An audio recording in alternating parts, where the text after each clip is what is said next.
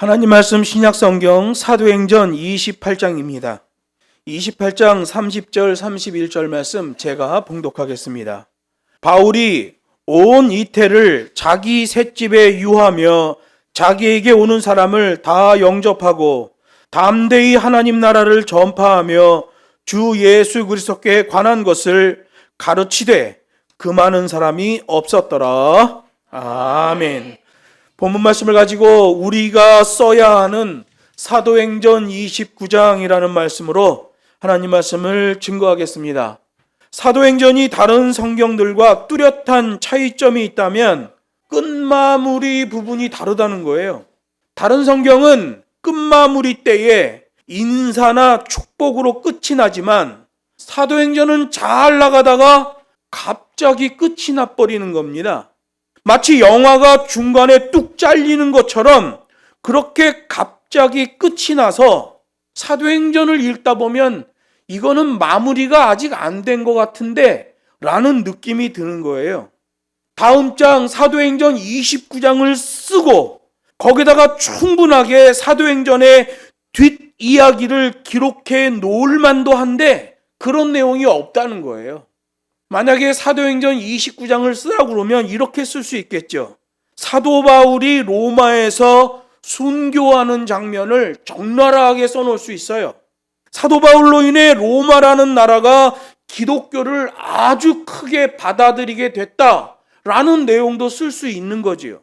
로마에서 모든 사역을 마친 사도 바울에 대하여 그 미답을 써놓을 수도 있습니다. 그리고 그 사역에 대한 축복으로 마무리를 하면 제일 좋지요. 그런데 그런 게 없는 거예요. 그렇다면 왜 사도행전은 그렇게 갑자기 끝을 맺은 것일까? 사도행전 성경은 예루살렘과 온 유대와 사마리아와 땅끝까지 복음이 전파되는 과정을 생생하게 기록해 놓고 있어요. 그것이 사도행전 1장부터 28장까지의 내용이고, 그리고 복음 전파는 사도행전 28장에서 멈추지 않고 계속 되었단 말이에요. 사도행전 29장부터는 지상에 있는 교회들이 해야 되는 사역이고 그 복음 전파의 사명이 지금 우리에게까지 와 있는 거예요. 그러므로 사도행전은 주님이 다시 오실 때까지 계속 진행되고 있다는 겁니다. 하나님은 우리들을 통하여 사도행전 29장의 역사들이 일어나고 또 그것들이 기록되어지기를 원하시는 거예요. 사도행전 29장은 천국에 기록되고 있는 거죠. 그래서 사도행전의 마지막 부분의 기록이 갑자기 중단돼 버리는 거예요. 지금도 복음을 들고 힘겨운 지역 순회 사역을 하는 사역자들이 있습니다. 저희 같은 경우에는 북경에서 인재 양성 사역을 하고 있어요. 가르쳐 지키게 하라. 그 사역이 사도행전 29장 사역이거든요. 근데 요즘 교회들은 그 사명을 잃어버리고 교회를 대기업처럼 만드는 것을 사명으로 착각하고 있습니다. 지금도 중원 땅에서는 예배를 파수하려고 몸부림을 치는 교회들이 있어요. 왜냐하면 전국 공산당이 공산당 교회 외에는 예배를 못 드리게끔 핍박을 가하고 있기 때문에 그래요. 주님이 원하시는 이 복음 전파 사역을 감사와 기쁨으로 넉넉히 담아낼 수 있는 우리 교회가 되기를 바라요. 사도들이 성령 충만하고 믿음 충만하고 지혜와 말씀이 충만하여 사도행전 1장부터 사도행전 28장까지 써내려갔듯이 우리도 끝까지 겸손, 끝까지 충성으로 사도행전 29장을 써내려가야 하는 사명이 있다는 말입니다. 그렇다면 어떤 사람이 사도행전 29장을 쓸 수 있는 사람일까? 성경이 말합니다. 성령의 권능을 입은 사람이 사도행전 29장을 써내려갈 수 있다고 말하는 거예요. 사도행전 1장 8절 말씀은 그리스도인이라면 누구든지 다 외우고 있는 성경 구절이에요. 오직 성령이 너희에게 임하시면 너희가 권능을 받고 예루살렘과 온 유대와 사마리아와 땅끝까지 이르러 내 증인이 되리라 하시니라. 여기 복음 전도에 전제 조건이 하나 있다는 것을 발견하게 됩니다. 그 복음 전도의 전제 조건은 지식이 있냐 없냐 그 유무가 아니에요. 재력이 있냐 없냐 그 유무도 복음 전파의 전제 조건이 아닙니다. 복음 전파의 전제 조건은 오직 성령 충만한 사람이어야 비로소 하나님의 뜻과 하나님의 방법대로 복음 전도가 된다는 거예요. 복음 사역 현장에 나가면 자가 발전하는 사역자들도 있습니다. 하나님의 뜻, 하나님의 방법대로 하지 아니하고 그냥 자기가 배운 스킬, 자기가 배운 기술, 자기 지식으로 뭘 한다고 하는 사람이 있어요. 그건 아무런 게 아니에요. 아무것도 아니에요. 지푸라기 같은 거예요. 불타버릴 공력이에요. 진짜 사역은 똑같은 매뉴얼로 그 법과 식대로 사역하는 동일한 사역자를 만들어내는 겁니다. 늘 하는 말이지만 세상에서의 사과나무 열매는 사과예요. 성경에서의 사과나무 열매는 또 다른 사과나무입니다. 달라요. 진짜 사역과 자가발전 사역이 있는 거예요. 오늘 본문이 말해요. 복음 전도의 전제 조건은 반드시 성령 충만한 사람이어야만 하나님의 뜻, 하나님의 법과 식대로 복음 전파 사역을 해낸단 말이에요. 성령님은 하나님의 영이고 선교의 영이에요. 한마디로 복음 전파 사역은 성령님 없이는 불가능하다라는 것을 성경이 증거하고 있습니다. 그래서 예수님도 제자들에게 말했어요. 예루살렘을 떠나지 말고 예수님이 약속하신 보혜사 성령이 오시기를 기다리고 그 성령을 받아야 된다라고 말씀하신 거예요. 그래서 사도행전의 별명은 선교행전이에요. 복음이 어떻게 전파되었는가, 하나님 나라가 어떻게 확장되었는가를 보여주기 때문에 선교행전이라고 하는 거예요. 한 걸음 더 나아가서 사도행전을 성령행전이라고도 부릅니다. 성령께서 제자들을 통해 어떻게 일하셨는지를 보여주시는 책이기 때문에 그래요. 그렇기 때문에 오늘날에도 하나님의 복을 받게 될 사람은 성령 충만한 자요, 성령의 붙들림 받은 자예요. 성령의 붙들림 받은 자는 자기 감성주의로 움직이지 않습니다. 어떤 일이 나올 때마다, 어떤 갈래길이 나올 때마다 하나님께 기도하는 거예요. 하나님, 이것을 어떻게 해야 되겠습니까? 하나님, 이 갈래길에서 내가 어느 길로 가야 되겠습니까? 하나님께 기도하고 움직이는 사람이 되는 거예요. 사도 베드로의 모습을 보면 그가 성령 충만하지 못했을 때는 예수님을 따르면서도 멀찌감치 따라갔고 결국에는 예수님을 모른다며 3번이나 부인하는 삶을 살잖아요. 예수님을 3년 따라다녔는데도 그래요. 그러다가 오순절 마가다락방에서 성령 충만을 체험한 후에는 진짜 사명자로 변화되잖아요. 자기의 온 인생을 던지는 담대함이 그 안에서 나옵니다.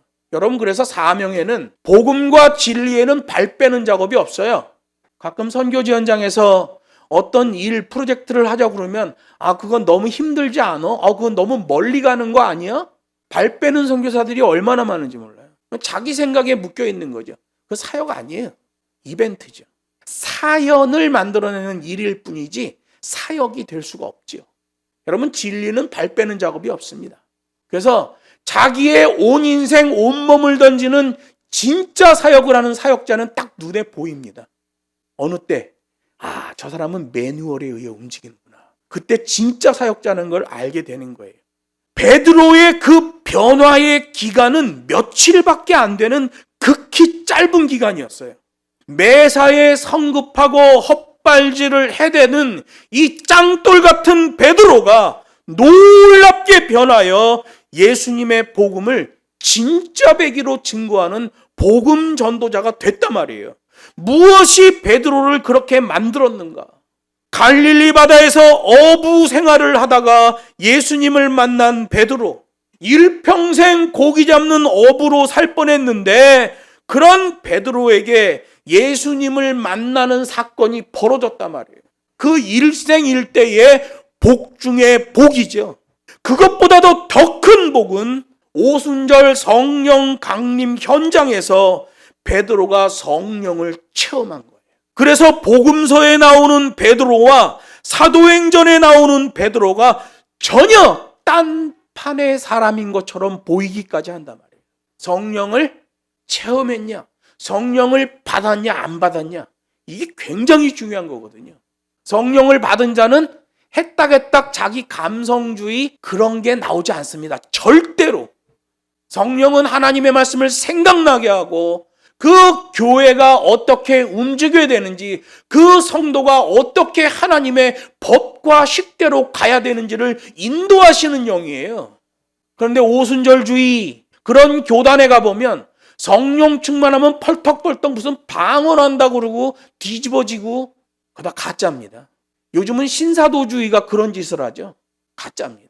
우리나라 신사도주의에 제일 앞장서고 있는 목사가 하베스트 교회의 박호종 목사예요. 이번에 데이비차 사건이 터지면서 와르르 무너져 버렸습니다. 그런데 기성교단에 있는 교회 중에 70%가 이미 신사도주의에 오염되어 있습니다. 그러니 그런 교회에서 어떻게 하나님의 말씀이 법과 식의 말씀으로 증거되냐 말이에요. 다 사람들 비유 맞히는 그런 이상한 설교를 하게 되는 거죠. 하나님의 말씀은 메시지예요. 정확한 메시지예요. 그런데 성도들 기분 맞히는 메시지는 메시지가 아니라 마사지예요. 성도들 기분 좋게 해주는 마사지죠. 여러분, 이 시대에 사도행전적 교회가 어디 있어요? 사도행전적 교회는 사도행전적 고난을 통해 사도행전적 부흥을 맞이하는 겁니다. 요즘 교회들은 사도행전적 고난을 받으려고 하나요? 그냥 돈이나 많이, 사람이나 많이, 그냥 꽃길 걸어가는 그런 스타일의 교회를 만들고 있죠. 교회는 그렇지 않습니다. 오늘날 이 시대를 살아가고 있는 우리들도 하나님의 손에 붙들려 쓰임을 받으려면 반드시 성령 충만을 받아야 돼요. 오직 성령 충만한 사람만이 사도행전 29장을 계속 써가는 데에 사용될 수 있기 때문에 그래요. 그들을 성경은 법과 식의 백성이다, 여호와의 백성이다 라고 지칭하고 있는 걸 보게 돼요. 그래서 계시록에 가면 믿는 성도들을 하나님의 백성이라고 지칭합니다. 하나님의 백성이라는 것은 하나님의 말씀, 그 계명으로 통치를 받는 백성들을 얘기하는 거예요. 자기 기분에 따라, 자기 판단에 따라 움직이는 자가 아니라 하나님의 인도하심, 그 법과 식의 계명을 따라 움직이는 자들을 하나님의 백성이다라고 말하는 거죠. 두 번째로, 주께서 약속한 땅끝을 내다볼 수 있는 사람만이 사도행전 29장을 쓸 수 있는 사람이에요. 사도행전 1장 8절이 강조하잖아요.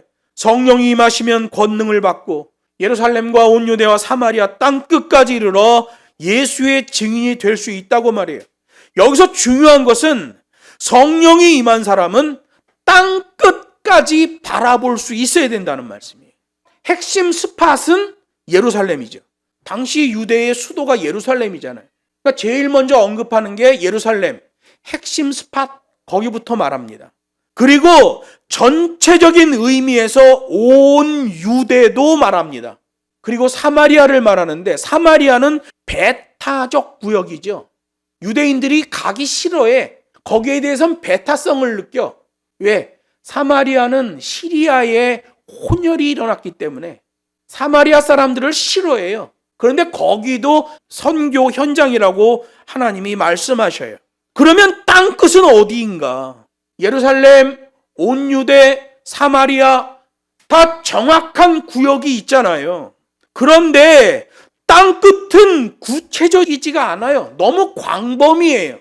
우리나라 입장에서는 예루살렘 그러면 서울이겠죠. 우리나라 입장에서 온 유대라고 하면 한국 전체를 얘기하는 거겠죠. 우리나라 입장에서 사마리아라고 말하면 저 공산주의 중국이나 일본, 저 북쪽에 있는 최악의 공산국가 북한이라고 볼 수 있지요. 우리나라 사람들은 중국에 대하여 기분이 별로 안 좋습니다. 체제도 다르고 옛날부터 침입이 많았기 때문에. 일본에 대해서는 더 안 좋아요.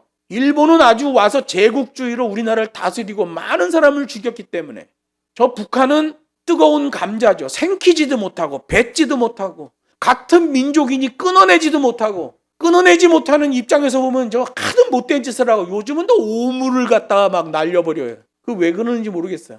좀 기분 감성으로 하지 말고 우리나라에서 북한에다가 삐라 날려보내는 것도 그거 탐탁치가 않아요. 그러니까 거기서 오물 날리는 거지. 세계 경제 10위권 안에 드는 우리나라가 외국에서 볼 때 남쪽에서는 삐라 날리고 북쪽에서는 오물을 날려보낸다. 서로 풍선에다 매달아 갖고 그런 거 있으면 안 돼요. 그러면 안 돼. 우리나라도 그렇게 하면 안 되고 저쪽도 그렇게 하면 안 되는 거예요. 그러니 이미지가 서로 안 좋아지는 거잖아요. 사마리아 그러면 우리나라 입장에서는 중국, 일본, 북한이에요. 그러나 하나님은 우리가 전혀 생각지도 못하고 우리와는 상관이 없어 보이는 땅 끝을 우리에게도 주셨단 말이에요. 개인적으로는 땅 끝이 느낌이 다르겠지만 저 같은 경우에는 온 사방을 리서칭하는 걸 땅 끝이라고 생각해요. 그러니까 이번에 오토바이 타고 하여간 서해, 남해, 동해, 항구 225개를 다 뒤지고 한 3,000km를 다니면서 정말 많이 봤어요. 지난 주간에는 반시골 마지막 주인데 행정 처리할 거, 사무 처리할 거 몇 개 처리하고 제가 둘째 아들 설린이한테 스쿠터를 1시간, 2시간 가르쳤어요. 처음에는 쭈삣쭈삣 하더라고. 탈까 말까. 우리 집 사람은 막 걱정하고. 그래서 데려가 갖고 스쿠터를 가르쳤어요. 잘 타더라고. 잘 타네. 그래, 제주도 한번 가자. 2박 3일로 가가지고 한번 타보자. 그래갖고 제주도 가가지고 스쿠터를 빌려가지고 스쿠터를 2대 빌렸어요. 설린이 거 하나, 내 거 하나. 그러면 초보자니까 30km, 40km로 그냥 천천히 제주도 한 바퀴 돌았어요. 잘 쫓아오더라고. 그랬더니 나보러 아버지가 이렇게 유유자적 여행을 하는지 몰랐다는 거야. 스쿠터 초보니까 내가 그렇게 천천히 30km, 40km 다니는 거지. 혼자 다니면 그냥 반나절이면 다 돌아버린다 이거. 둘이 다니니까 이틀 동안 도는 거지. 제가 땅끝 사역을 하면서 느끼는 바가 있어요. 다녀보면 방법이 나온다는 거예요. 제가 항구 리서칭을 갈 때 텐트 이런 장비를 다 싣고 갔어요. 그 조그만 오토바이에다가 그걸 다 어떻게 실어요. 근데 해보니까 가면서 이 물건은 여기에다 구겨 넣으면 되겠다. 여기다 달면 되겠다. 여기다 붙이면 되겠다. 불과 한 200-300km 간 다음에는 그 많은 짐들이 전부 위치를 딱 찾는 걸 보게 돼요. 출발하기 전에는 안 나와 답이. 과연 이걸 가져갈 수 있을까? 근데 출발하고 나니까 답이 나오더라고요. 여러분 복음 전파도 마찬가지예요. 현장에서 답이 나오는 거예요. 그래서 북경에서도 제가 우리 학생들 데리고 지방사역 엄청나게 다녔어요. 내먼 곳 초원에 갖다 집어 던지고 심지어 어떤 애들은 고비 사막에다 갖다 집어 던지고 내가 그냥 혼자 와버렸어. 그랬더니 고비 사막에서 꾸역꾸역 요령성으로 나오고 어떻게 해서 북경까지 왔어. 한국에서 온 애들인데 갖다 집어 던져버린 거예요. 니들이 알아서 와라. 여러분 고비 사막이 어떤 데예요? 몽고에서 만주로 넘어오는 사이에 있는 사막인데 그래서 우리나라 말에 그런 말도 있잖아요. 한 고비 넘었다. 죽다 살았다는 얘기잖아요. 그 고비가 바로 그 고비 사막을 말하는 거예요. 고비 사막은 대부분 죽어요. 넘어오다가. 그냥 사막이야. 가도 사막이고 황량해요. 근데 거기다 갖다 집어 던져버려요. 살아왔어요. 그래서 제가 신라면 하나 딱 끓여주고 또 나가자. 그래서 소나타 차에다 태워가지고 17시간을 남방으로 내려가서 거기다 집어 던지게 또 왔어요. 그랬더니 이틀 반 만에 또 북경을 찾아온 거야. 걔네들이 찾아와가지고 눈이 그냥 놀래가지고 왕방울만 해줬는데 눈이 살아있어. 반짝반짝반짝반짝. 요즘 좀 그런 그리스도인들 좀 만들어줬으면 좋겠다라는 생각이 들어요. 그냥 프로그램 이벤트에 함몰돼가지고 눈이 썩은 동태눈처럼 돼 있는 기독교인들이 얼마나 많은지 몰라요. 현장에서 써먹을 수 없는, 아무 짝에도 써먹을 수 없는 그런 그리스도인들이 얼마나 많은지 몰라요. 진짜 배기를 만들어야죠.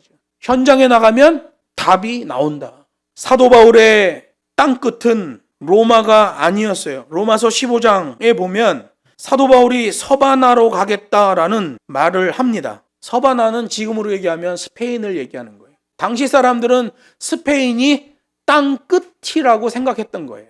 그래서 사도 바울이 땅 끝으로 가려고 서바나 쪽으로 향했죠. 그리고 사도들도 그쪽 길을 갔었어요. 그래서 요즘도 센티아고 순례길이라고 그래서 스페인 끝에까지 가는 그런 코스가 기독교인들하고 천주교인들한테 많이 인기가 있는 걸 보게 돼요. 우리나라 사람들도 요즘 많이 가더라고. 그 당시에는 서바나가 더 이상 갈 곳이 없는 땅끝이라는 생각을 했기 때문에 사도 바울도 서바나로 가려고 했어요. 그런데 사도 바울은 그 땅끝 스페인에까지는 가지 못했습니다. 사도 바울은 로마까지 갔고 거기 로마에서 복음을 전했고 거기서 순교했어요. 그 복음이 AD 363년경에 로마를 기독교 나라가 되게 하잖아요. 313년에 칙령이 발표되고 363년에는 완전히 국교가 되어졌지요. 여러분의 땅끝은 어디입니까? 아직도 구원이 뭔지, 예수가 누군지, 그리고 천국이 무엇인지 모르는 수많은 사람들이 이 땅에 존재합니다. 우리가 주변 다른 나라와 비교해 힘을 가질 수 있는 유일한 것은 교회와 영성이에요. 중국 전국 각지에서 북경에 있는 우리 교회에 성경과 신학을 배우러 학생들이 올라옵니다. 특히 교회 예배 음악을 배우러 학생들이 많이 올라옵니다. 이건 절대적 기본기죠. 교회 예배 음악을 모르고 신학을 공부하는 건 재앙입니다. 예배 음악을 모르는 자가 목회자가 되는 건 재앙이에요. 왜? 천상에서의 타락한 루시퍼, 헤일렐 천사도 찬양에서 타락했다는 걸 꼭 기억해야 돼요. 찬양에서 타락하면 복구가 안 되는 거예요. 루시퍼를 추종했던 모든 천사들이 전부 추방되어서 악령이 되어 돌아다니고 있잖아요. 일부는 무적행에 갇혀 있고. 여러분, 음악에서 타락하면 복구가 안 되는 거예요. 요즘 김호중이라는 트로트 가수 문제가 사회 문제화 됐습니다. 김호중이는 울산에 있는 임마누엘 교회에서 찬양을 하던 애예요. 그 교회 목사가 세속주의 목사입니다. 거기서 교회에서 찬양할 때 그냥 세상 노래 부르듯이 찬양하는 그런 찬양팀 안에서 노래했어요. 그러다가 성악을 배웠어요. 성악을 배우니까 발성이 달라지죠. 그러다가 경연대회에서 입상을 해요. 세상 노래를 부르기 시작해요. 술 퍼먹어대요. 못된 짓 해대요. 그러다가 음주사고를 크게 냈어요. 음주했지 그랬더니 안 먹었대요. CCTV에 찍힌 거 보니까 비틀비틀거려요. 사고 난 날 요즘 검찰청에 왔다 갔다 하면서 절룩절룩거려요. 변호사가 코치했겠죠. 너 원래 다리가 휘청휘청 거리는 것처럼 지금 해라. 술 먹고 휘청휘청거린 게 아니라 원래 휘청휘청거린 것처럼 그렇게 동작을 해라. 변호사가 코치했죠. 거짓과 조작질을 해댑니다. 그랬더니 어제 뉴스에 나오더라고요. 3년 이상의 실형을 당할 것 같다. 여러분, 찬양에서 타락하면 복구가 안 됩니다. 제가 한국복음성가협회 실행총무로 일할 때 복음성가협회에서 노래하는 그 복음성 가수들을 많이 만났죠. 말을 할 필요가 없습니다. 그것들은 기독교인이 아니에요. 장사꾼들이지. 지금도 우리 한국교회는 무슨 행사만 하면 그런 사람들 불러다가 광대처럼 노래를 시키는데 걔네들은 사역한다고 생각하는 거예요. 여러분, 교회에서의 노래는 봉사입니다. 사역이 아니라. 이런 것을 정확하게 신학적으로 정해주지 않으니까 지 마음대로 해대고 교회를 폐퇴시키는 노래들을 하게 되는 거죠. 땅끝으로 나아가 복음을 전해야 될 기독교인들이 엉망진창이 돼버리는 거예요. 여러분, 우리가 그 땅끝 사역을 소중하게 여기면서 우리의 땅끝을 바라봐야 돼요. 하나님께서 우리들에게 중원 땅을 먹이는 축복을 허락해 줬단 말이에요. 지금도 북경에 우리 신학교에 오는 학생들은 우리 학교에서 식비를 다 지원하고 교육비 다 지원하고 벌어서 남 주고 배워서 남 주라고 하는 그 하나님의 말씀을 그대로 실천하고 있는 거예요. 우리가 가야만 하는 그 땅끝이 우리에게 계속해서 다가오고 있는 거예요. 심지어 북경 우리 교회, 우리 신학교에는 많은 핍박까지 있는데도 학생들이 오는 거예요. 실전 훈련이지요. 사람을 보내시고 척박한 환경과 핍박의 현장에서 배움의 장소를 주시고 먹고 공부할 수 있게 해주시고 예배할 수 있게 해주시고 훈련을 받을 수 있도록 성령께서 인도해 주시는 거예요. 그냥 내 편하고 기분 좋은 복이 아니라 힘쓰고 애쓰는, 핍박 가운데서도 힘쓰고 애쓰며 감사할 수 있는 복을 주시는 거예요. 그거 진짜 복이죠. 재정은 넉넉하지 않지만 그래도 위에서 부으시는 은총은 항상 충만하다는 걸 느끼는 거예요. 땅끝을 바라보는 믿음으로 이러한 일에 기쁜 마음으로 동참하는 것은 그 자체가 성령의 감동이 아니면 설명할 수 없습니다. 세 번째로 사도행전 29장을 쓸 수 있는 사람은 하나님께서 함께 하신다라는 약속을 믿는 사람이에요. 마태복음 28장 마지막에 말합니다. 볼지어다 내가 세상 끝날까지 너희와 항상 함께 하리라. 주님이 말씀하셨어요. 저는 마태복음 28장의 이 말씀, 마지막에 기록되어 있는 이 말씀의 약속을 그대로 믿는 기독교인이에요. 그 약속을 믿기 때문에 그 일에서 발 빼는 작업 없이 그 길을 계속 걸어가고 있어요. 제가 제주도에서 돌아오고 금요일 날 오후에 장일화 전도사한테 연락했습니다. 단기반 세팅에 들어가라. 현재 26기 학생들이 한 달 반 정도 남았어요. 그들이 수료하고 졸업하고 나가면 3일 있다가 단기반이 들어오게 돼 있어요. 한 달 반, 6주 남았습니다. 바로 세팅 들어가라. 세팅이 시작되었어요. 핍박이 존재하지만 힘쓰고 애쓰는 복을 받고야 말겠다. 대부분의 선교사들은 중국에서 핍박을 당하면 발 빼는 작업합니다. 우린 발 빼는 작업 없어요. 진리에는 발 빼는 작업이 없습니다. 우리 교회가 존속하는 한 마태복음 28장 마지막에 있는 그 약속이 우리 교회에게 불변의 최고의 사명이에요.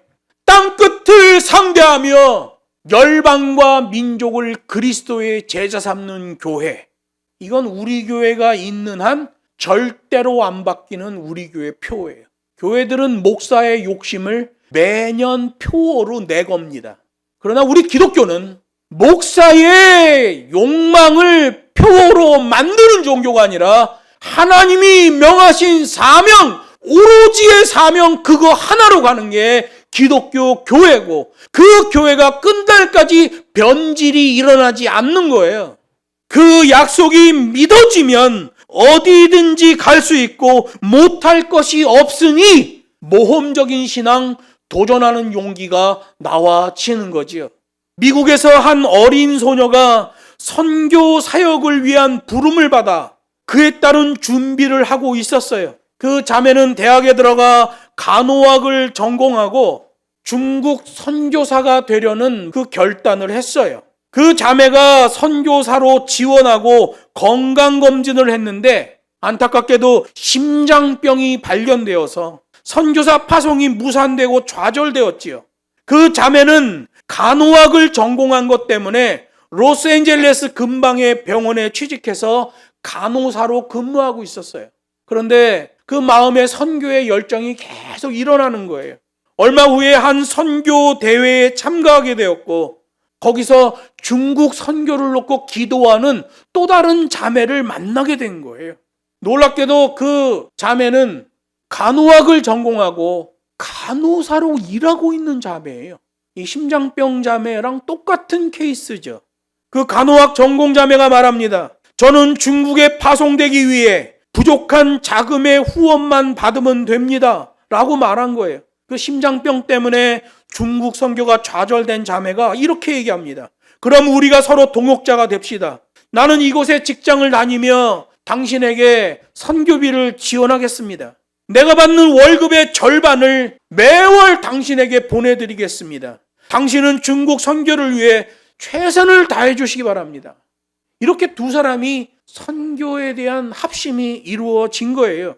로스앤젤레스 병원에 머물며 선교 지원을 하던 그 자매는 능력을 인정받고 승진을 거듭했으며 나중에 의료기 회사의 사장이 되었어요. 월급도 많아지고 선교사들도 여럿 섬기게 되면서 나중에는 5 선교사 가정을 풀타임으로 모든 것을 다 지원하는 선교 후원자가 됐어요. 축복의 사람이 된 거지요.